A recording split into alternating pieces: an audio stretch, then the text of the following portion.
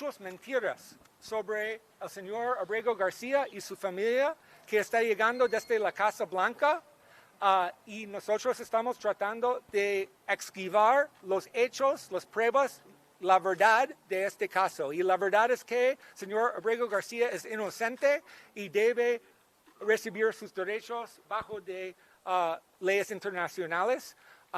Y otra vez quiero agradecer a ustedes y yo voy a cerrar diciendo lo siguiente. Yo regalé mi promesa a la familia de señor Kilmar que yo estoy comprometido a seguir regresando a El Salvador, seguir trabajando hasta que él recibe su proceso debido bajo de ley. Y luego yo tengo mucha confianza que si hay un proceso justo, que van a liberar al señor Ábrego García, y yo estoy comprometido a seguir trabajando hasta entonces. Gracias, muy amable. So I'm going to make one more comment in English, and then I'll do the Spanish, and then we'll open up for questions. We also want to just be very clear that in our discussions at the embassy, but also in a letter that we have sent to Secretary Rubio and to the U.S. Ambassador, that we're here because we want Kilmar released. But we also know there are other people here in these prisons that have been essentially given no due process. And we want to highlight the case of Andre Romero, who was an asylum seeker coming to the United States, who was coming to the U.S. and was abducted. He had an appointment through the asylum process that was granted by our government to seek asylum. He's 19 years old. He's a young gay man. He's a hairdresser. His family is incredibly worried. We know that he has had no gang affiliations that anyone is aware of or that they've presented in a court of law. And we have not heard from him since the abduction actually happened now weeks ago. And so there's a young 19-year-old here in an El Salvadorian prison who we need to know, and we've asked, and this is our plea to the embassy here, is to confirm that he is alive. We've asked to see him, that he's alive, or that at a minimum his attorneys can do a welfare check on his whereabouts. And that is the case of Andre Romero, very important for us in the United States and hopefully here as well.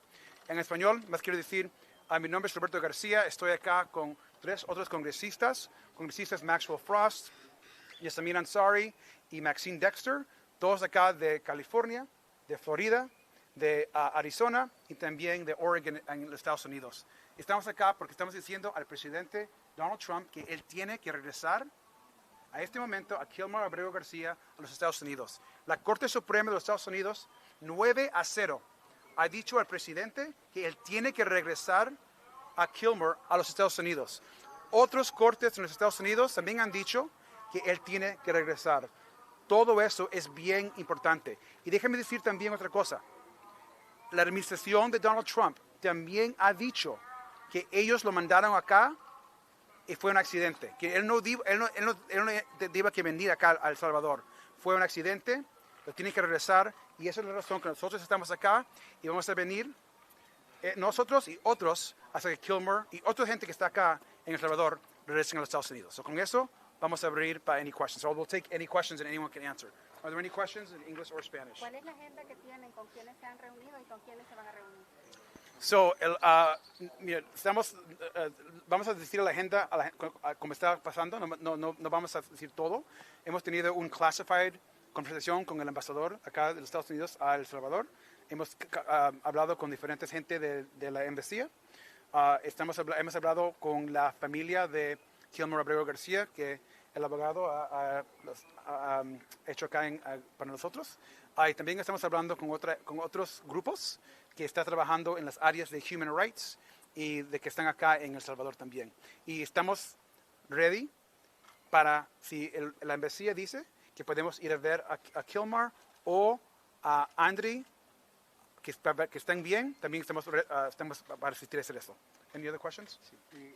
Si el gobierno del presidente Trump sigue negándose a llevarse a Kilmar hacia los Estados Unidos, ¿hasta dónde creen ustedes que puede llegar a escalar este problema legal entre el poder judicial y el poder ejecutivo? Yeah, well, and Yeah. What I would say about this is they're appealing this decision. It's going to go back up to the Supreme Court once again, and but part of this is the courts, but part of it is the people, and it's the whole reason we're here. Is the people have to continue to ensure that his story is in the news, that we don't forget about this. Part of what the Trump administration does is they do so much that they try to make sure people forget about them breaking the law, forget about them completely ignoring the Supreme Court, and that's part of the reason we're here today. First and foremost, we want him home. Secondly, we want to see him, know he's alive and know that he's well, but also we want to make sure that this story doesn't go away. There's going to be an end to this story, and the end we want is him home going through due process. Right. The book is not closed on this, and the book is not closed on our Constitution and our laws, no matter what Donald Trump says. And so that's part of the reason we're here.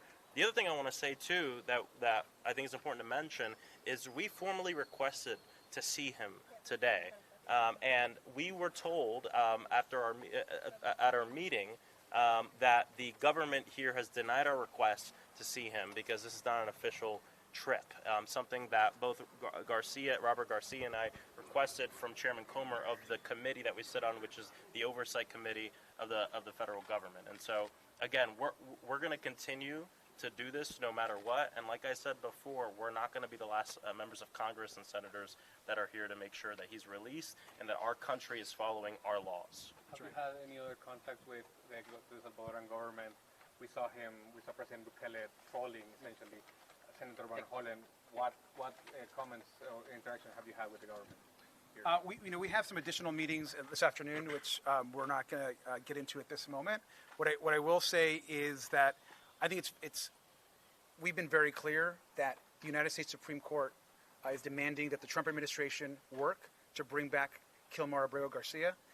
We know that our president has a strong relationship with the president of El Salvador and certainly our allies. And we have no doubt that if Donald Trump wants Ábrego Garcia back in the United States, that Ábrego Garcia would right now be back in the United States. This is on Donald Trump. Our president needs to bring and follow the orders of the Supreme Court. I don't know if anybody else wants to add to that. Yeah, dozens of Venezuelan migrants who were deported from the U.S. as well. Bloomberg reported that 90% of them didn't have a criminal record in the U.S. I hear a lot of talk about Kilmar. What have you been doing so far for these other Venezuelan migrants? I'll say that is also why we're here and the reason why we think this situation is so urgent, because it isn't just about Kilmar. It is the fact that our government is relentlessly going after any immigrant that's trying to come to the United States or is in the United States without any regard for due process. So while Kilmar's case has been highlighted and we want to see him free, as my colleague said, we want to see Romero free. We want to see those Venezuelans. If they have not been convicted of a crime, they should not be in prison here. So this is about all of it. This is about due process for everyone, and it is just completely egregious that the United States government had these legal processes set up, like the CBP-1 app. People trusted us. Our allies and folks coming into our country trusted that those systems would work, and we turned our backs on them and instead illegally deported them off to a prison where they have no answers, no access to counsel, no anything. So we want to see due process for all of those folks. Are you taking any legal steps in El Salvador? Taking legal steps in El Salvador? You talk about going through the diplomatic route with President Bukele, but are you taking action here legally, because we also don't know what the agreement entails in El Salvador? Yeah, I mean, I don't think we have any comment on that. No, we have no comment on that. We have no comment on that. We're members of the United States Congress. We're here on behalf of our constituents, because if this can happen to Ábrego Garcia, happen to people from Venezuela, happening to so many people, it can also happen to our constituents. And any day now could happen to citizens, because the president himself said that in the Oval Office. This is an affront to our laws, and that's why we're here. We're here doing our jobs. We're representing the people that we were elected to represent, and we're not waiting till it gets so bad that there's nothing we can do. There's something we can do right now. There's something we can do. Any other questions? I'm going to say one more thing also, another question. I'll have Congressman Dexter respond. I think it's really important for the people of El Salvador to know that if you look at recent polling in the United States that just happened 2 days ago, a strong majority of Americans believe that we should not be sending migrants without due process to El Salvador or any other foreign jail. Majority of Americans believe that what's happening here in El Salvador, the American people believe what's happening here in El Salvador is wrong and should be stopped. And I think people need to understand and know that. Any final question? Final question. Perdón, pero quisiera hacerle dos. Primero, porque entiendo de que se pidió que viniera una delegación del Congreso, que esta fue rechazada la petición, pero que si esta se hubiera producido, habría venido al menos un congresista del Partido Republicano. Quisiera saber si han tenido acercamientos con congresistas del Partido Republicano que quieran venir al país. Y segundo, entiendo que el caucus hispano del Congreso pidió el acuerdo, porque el documento oficial que regula cómo funciona esto no ha sido público. Y si se ha producido esto, que se haya compartido el documento como tal. So, just to English and Spanish. So, just to be very clear, both Congressman Frost and I requested an official CODEL congressional delegation trip. The only members of Congress that have seen, for example, gone to CCOT, gone to the jail, have been Republicans. There actually have been CODELs that have just been Republican members of Congress only. No Democrat has been allowed to go there. And so we, as Democrats, believe that Democrats should also be allowed to go. So Republicans control the House. They told us that we cannot go on an official trip, but that's not stopping us from going. The Congressional Hispanic Caucus, which you were just asking about, we're both members of the Congressional Hispanic Caucus. We understand that there's still interest, of course, for members to come visit. And I think that's all I can comment about that. If you want to add. I do want to add that what our government is doing, paying for people to be imprisoned in El Salvador, was with the guise of these are criminals. And that has not been proven. You cannot prove criminality beyond a doubt without due process. So we are using taxpayer dollars in the United States to break our constitutional laws and put people in prison on the taxpayers. This is, without a doubt, illegal, immoral, and we must continue to stand firm up for the rule of law and for the rights of people. And I hope that we are the first of many to come here until this is resolved in our courts. We're gonna close this out. Last thing that was just mentioned, really important. You were asked about the contract.